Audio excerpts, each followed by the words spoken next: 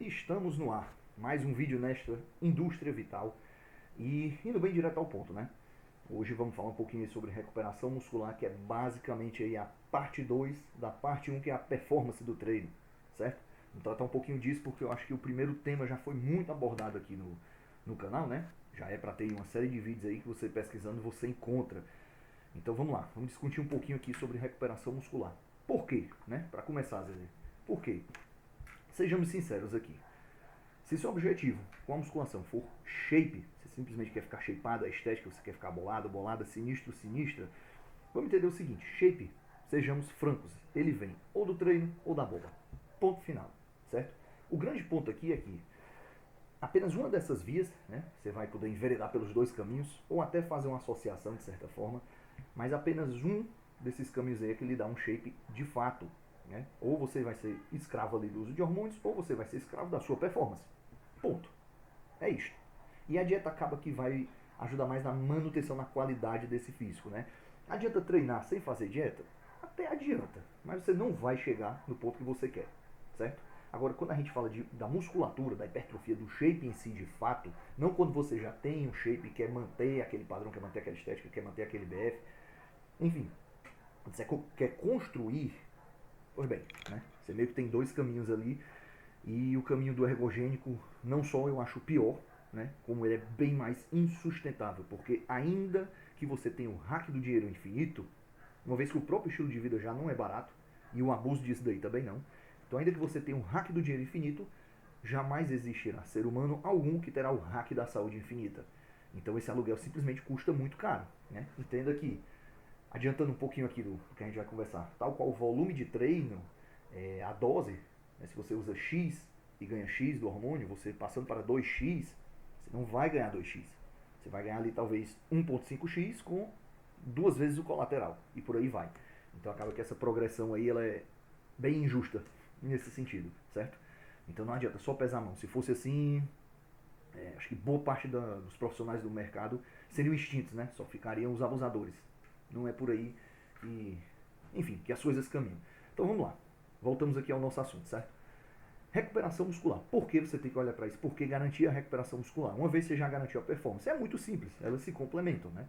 Se você quer garantir essa sua progressão nos treinos ali, no médio e longo prazo, no curto prazo, né? Eu diria que até 8, 10, 12 semanas no máximo, tu consegue fazer uma logística, ali, um estruturamento de treino e outras variáveis meio mal feito e acaba que vai dar mais certo do que errado. Mas chegamos ali, passamos de 12 semanas, né? Ou seja, a gente entra no médio e longo prazo. É até um pouco difícil ter estudos acadêmicos com esse período. Quando chega nisso, então tu realmente precisa olhar para essas outras variáveis.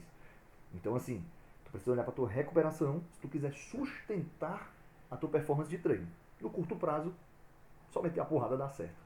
Passou de 12 semanas, aí a brincadeira, né, o buraco fica bem mais embaixo. Para a gente manter isso sustentável, a gente já trata aí do segundo item, que é evitar o acúmulo de fadiga desnecessário. Volta aquela conversa do volume de treino. Né? Vamos acrescentar aqui mais um ponto. Pô, se a gente sabe que, tal qual, fazendo analogia com o uso de hormônios, a gente subir a dose, né, dobrar a dose, não vai trazer o dobro do resultado, é a mesma coisa com o volume de treino. Então, assim, se tu faz 1 a 2 séries por exercício, tu fazer 3, 4, não vai te entregar a mesma coisa. É aquela conversa, cada série seguinte de um exercício, principalmente dentro da mesma sessão de treino, cada série seguinte é cada vez mais redundante. E é a partir desse pensamento que vem ali a galera do low volume, né? Ou, enfim, né, como está no momento, a galera do treino science-based. E eu já me encontro dentro do, eu não vou dizer dessa seita, né? Mas eu já me encontro dentro dessa linha de raciocínio. Ainda que não tão extremo, ainda que não tão low volume estrito de fato, né? Que seria coisa ali por volta de 4 séries por semana, né? Se a gente for ficar estrito nos estudos mais atuais, mas sem muito extremismo nesse sentido. Mas o ponto eu, coisa minha, certo? Eu particularmente acho que o indivíduo, a não ser casos específicos, iniciantes, ou aquela pessoa que realmente treina muito ruim, né? Não deixa de ser um iniciante nesse sentido, ou quando ela quer um outro objetivo que não seja meramente força e hipertrofia, eu não acho válido, na grande maioria dos casos, você passar de estimativa 10 séries por semana por grupo muscular. E a gente ainda poderia entrar na frequência, mas fugiria muito aqui do tema do vídeo. Certo? Então eu particularmente fico ali na faixa de 6, 7, dificilmente chega a 8, mas na faixa de 6, 7 séries por grupo muscular por semana. E aí eu divido isso numa frequência ali de 2, no máximo 3 vezes por semana, mais 2 do que 3. Mas enfim, por que fazer todo esse manejo? Para evitar um acúmulo de fadiga desnecessário. Fadiga é aquilo que atrasa a nossa vida, assim como lesão e doença, certo? Se tu acumula muita fadiga de sistema nervoso central, ou seja, fadiga central, tu simplesmente não consegue imprimir força, né? Lembra que o que vai te trazer a hipertrofia, o mecanismo que aciona, né, a mecanotransmissão que vai te trazer a hipertrofia, é basicamente um alto recrutamento de unidades motoras. E tu faz isso, né, utilizando de cargas elevadas, ali mais ou menos, já dando spoiler do outro slide que vai ter aqui, mais ou menos até um máximo de 10 repetições máximas, ou estando próximo da falha. Qual o próximo da falha? Né? Por estudos, mais ou menos ali até 5 repetições antes da falha. Eu, particularmente, né, gosto de garantir pelo menos, para ser uma série válida de trabalho efetiva, deixar ali no máximo 2 antes da falha. Eu acho mais seguro, mais safe nesse sentido. Mas entenda, para você chegar nisso, para você trabalhar com cargas elevadas, ou você conseguir manejar essa percepção de esforço até chegar pelo menos bem perto da falha, você precisa estar com seu sistema nervoso central em dia. Você não pode estar com ele exaurido, certo? Esse é o ponto. E o que mais vai detonar esse seu sistema nervoso central é um excesso de volume, de certa forma. E esse volume pode vir de junk sets, que seriam basicamente séries mal feitas. Você não levou até perto da falha, você não concentrou, você fez com a técnica muito ruim. Ou quando você inventa muita firula, muita moda nesse treino. Então, muita técnica de intensidade, intervalo de descanso muito curto. Enfim, você não dissipou, né, todo aquele metabólito ali, toda aquela fadiga que vem de cada série, de cada repetição. Trabalhou com repetições altas demais também. É muito diferente tu falhar ali até 10 repetições, como a gente falou. Hoje mesmo eu treino ali, grande maioria dos exercícios, né, tirando isoladores, numa faixa de 4 a 8 repetições máxima. Mas é muito diferente tu falhar ali com no máximo 10 repetições, tu falhar com 15, 20. Esse segundo cenário vai ser muito mais exaustivo, vai demorar muito mais do seu sistema nervoso central. E outro ponto, ele vai gerar também um excesso de fadiga periférica. Se a gente tem a fadiga central, sistema nervoso central, a gente tem a periférica, que é no músculo-alvo. Então, se eu fiz uma rosca direta ali para 20 repetições, eu vou gerar um grande acúmulo de fadiga periférica no bíceps. É basicamente isso. Então, se localmente não está bem recuperado, como eu vou garantir minha progressão? Nesse caso, até no curto prazo, né? Porque tu vai chegar todo quebrado, todo dolorido no outro treino. Não que isso necessariamente vai impedir, mas no mínimo vai atrapalhar bastante. Uma vez que a gente tende a parar nossas séries pela percepção subjetiva de esforço. Subjetivo. Então tu está com essa musculatura dolorida, já vai afetar nesse sentido, certo? E outro ponto também, né? Você tem que sobrar, digamos assim, alguma coisa de sistema nervoso. Ele vai ser o maior freio nesse sentido, né? Se tiver uma boa divisão de treino, você já resolve a parte da fadiga periférica. Esteroide anabolizante ajuda muito nesse sentido também.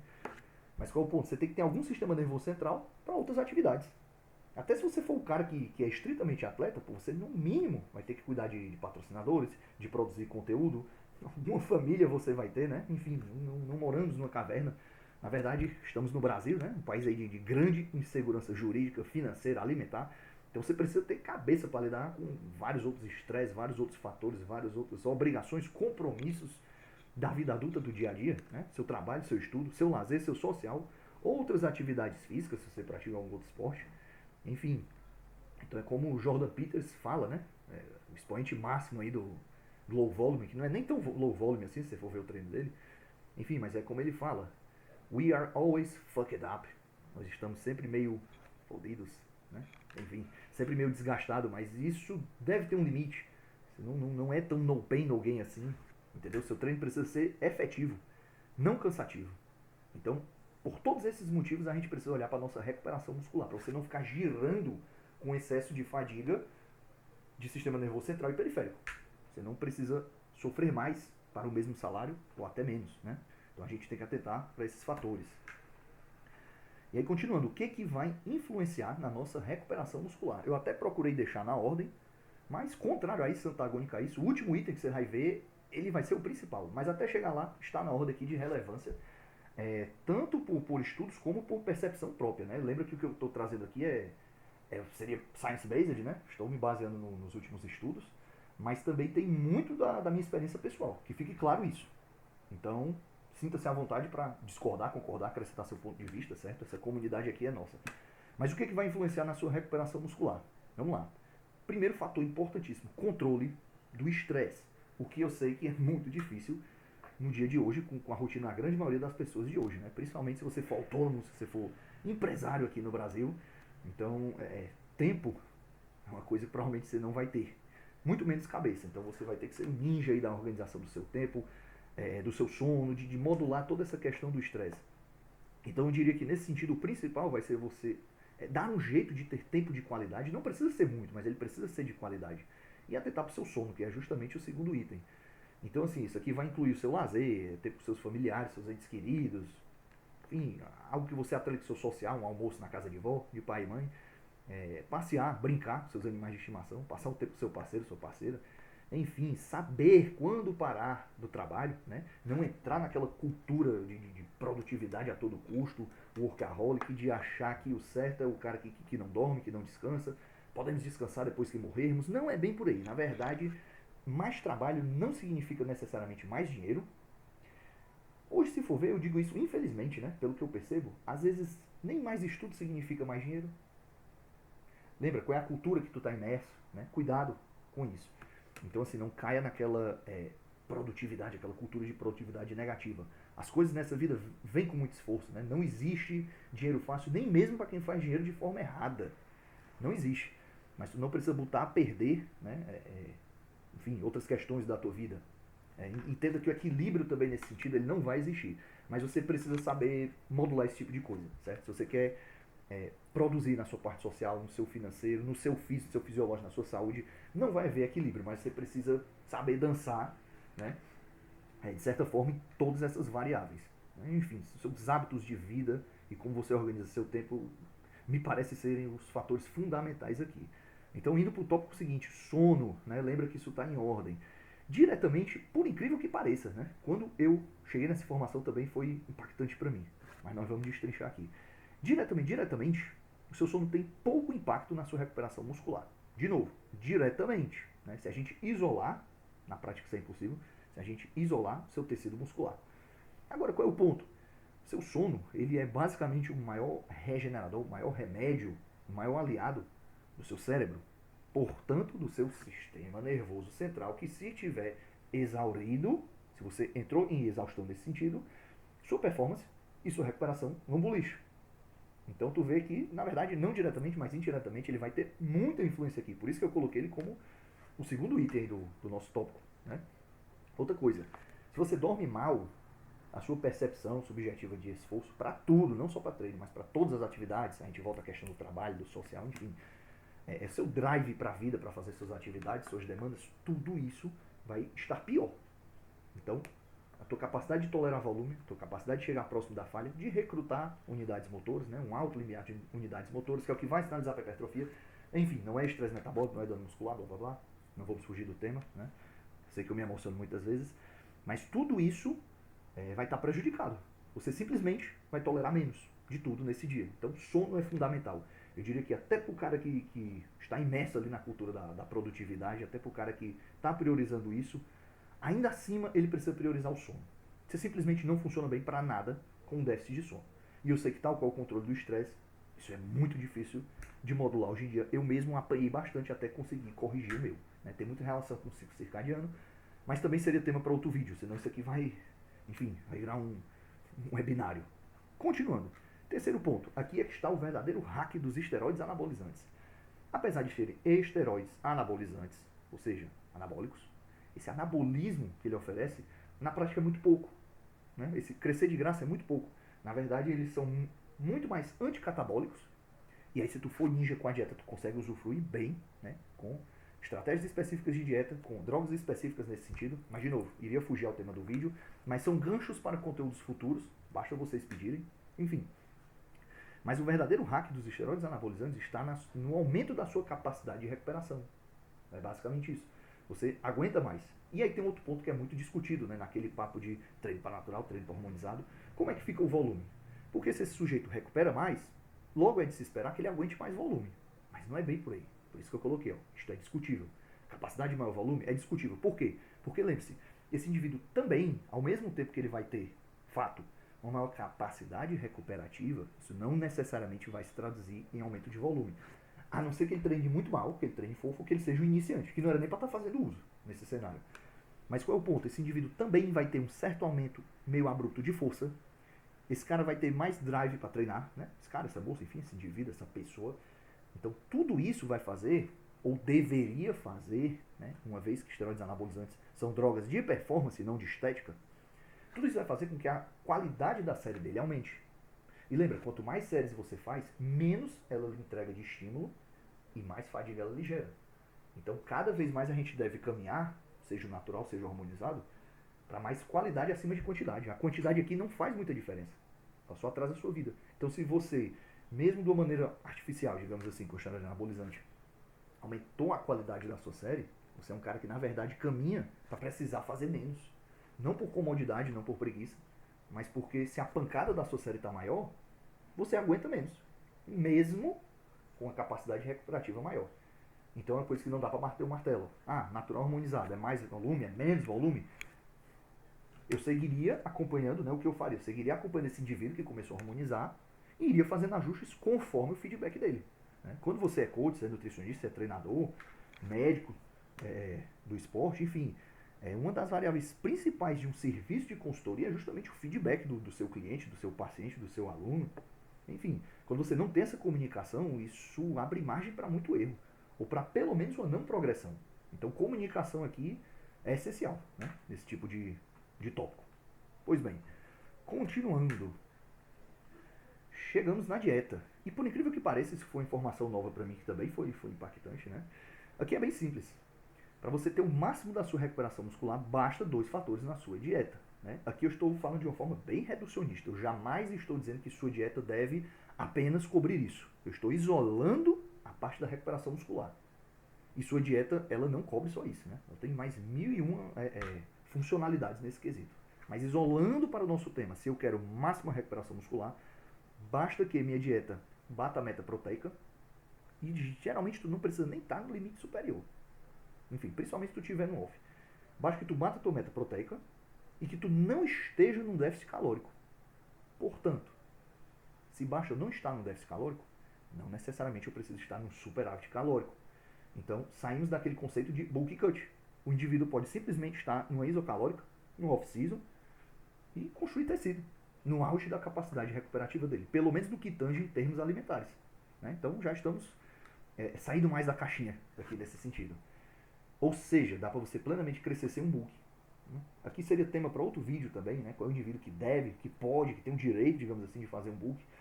Mas pelo que eu tenho estudado, ele já começou a ser um conceito ultrapassado. Salvo em casos bem específicos, mas não tratemos a exceção pela regra. Né? Então, torno a dizer, eu mesmo competi em junho, não estou no bulk, estou no off-season, é diferente. Estou girando numa dieta isocalórica. Na prática isso significa o quê? Que não é uma dieta de manutenção, como muitos podem pensar, mas que o peso do sujeito sobe bem devagar e você vai construindo um físico mais denso antes de construir mais volume, né?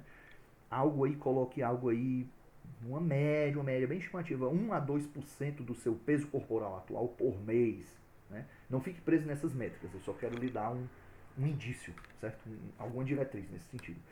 Então, voltando à questão da dieta, garanta sua proteína, não esteja em déficit. Até em déficit você é capaz de sintetizar musculatura, mas não no auge da sua capacidade. Então, são esses 2 pontos, de forma bem reducionista, mas também bem pragmática e direta. Quase chegando ao fim, cardio.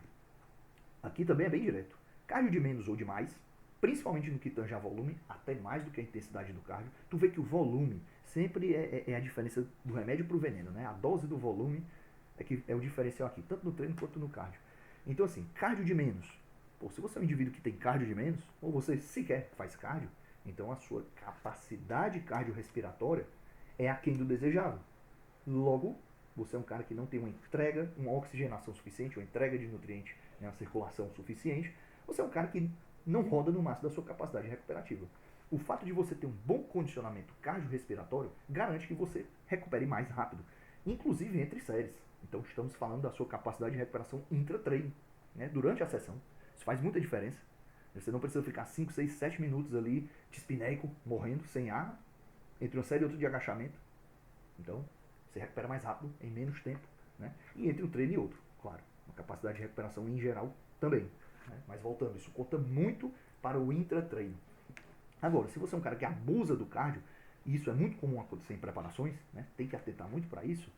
Então esse cardio ele vai começar a concorrer pela sua capacidade recuperativa. Aqui a gente até pode, eu vou pincelar aqui por cima, certo? A gente até pode complicar que o tipo de cardio que você faz pode ter maior ou menor influência nesse sentido. Então se você faz um cardio que gera, tem muita fase excêntrica, certo? Você faz muita ladeira, muito trabalho de glúteo, tipo escada, entendeu? Então você gera ali, você vai acumulando certo dano muscular disso. Você é aquele cara que não, fica na escada, é 1 hora de escada, todo esse dia pronto. Se você passasse para 1 hora de esteira, seria menos mal. Esse é o ponto. Então se você faz um cardio que tem muita atividade excêntrica, você pode acumular dano muscular e você vai gastar sua síntese proteica, você vai gastar sua capacidade de recuperação para recuperar desse cardio, sendo que seu objetivo principal era para com a musculação, né? Era para com a hipertrofia muscular. E aí você direcionou isso para o cardio. Então, assim, manter atividades que não gerem impacto, você não quer se lesionar, e não gerem muita fase excêntrica, né? Não possuam muita fase excêntrica, não desacelerem demais. Então, aqui a citar, creio que os melhores cenários seriam a bike e a esteira, né? Principalmente aquelas esteiras que são onduladas, né? Aquilo ainda gera menor impacto, digamos que o movimento fica mais fluido, né? Mas enfim, fugiria também o tema a gente tratar disso, mas achei por bem comentar. E por fim, o principal fator que mais vai impactar na sua recuperação é a logística do seu treino. Então simplesmente não dê um overkill de volume. Seja esse volume um excesso de séries, um excesso de técnicas de intensidade, um baixo descanso entre as séries, ou pior ainda, biset, triset. Existe até uma maneira inteligente de você fazer um biset, né? Quando você bota músculos antagonistas. Mas ainda assim isso aumentaria a percepção de esforço, que é uma das coisas que freia o nosso treino, freia a nossa capacidade de chegar próximo da falha e recrutar um alto limiar de unidades motoras. Enfim, então no treino o que você precisa saber?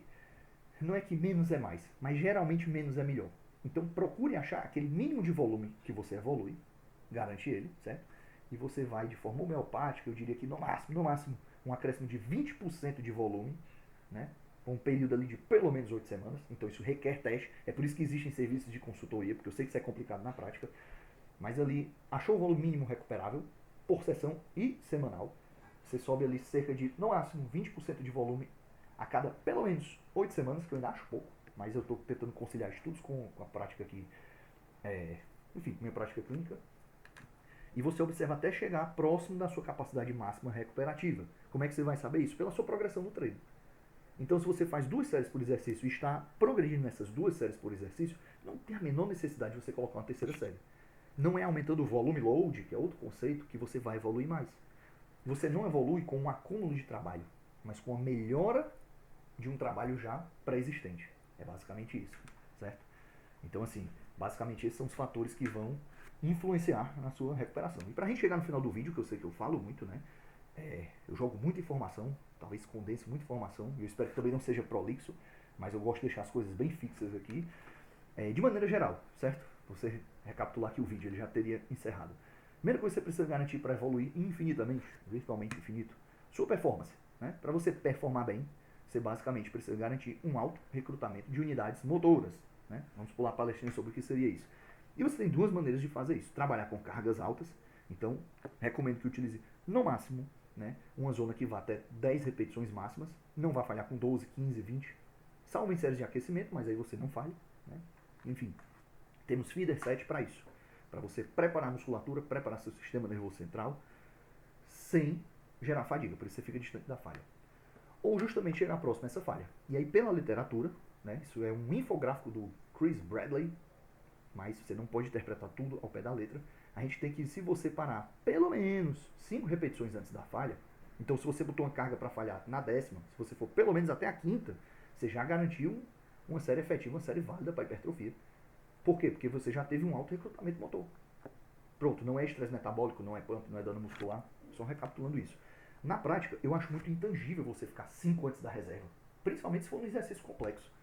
Então, coisa minha, certo? Eu prefiro garantir pelo menos 2 antes da reserva. Já é um pouco difícil, a depender do exercício, certo? Se você quiser ficar até 1 antes da reserva, me parece pro cara que realmente treina pesado, o padrão ouro. Não faz tanta diferença assim nos ganhos você falhar ou você deixar uma na reserva, certo? Esse RR que tem aí, a citar, seriam Repetitions in Reserve, repetições na reserva. Caso você bata com esse termo aí, ele é muito utilizado, essa sigla, certo?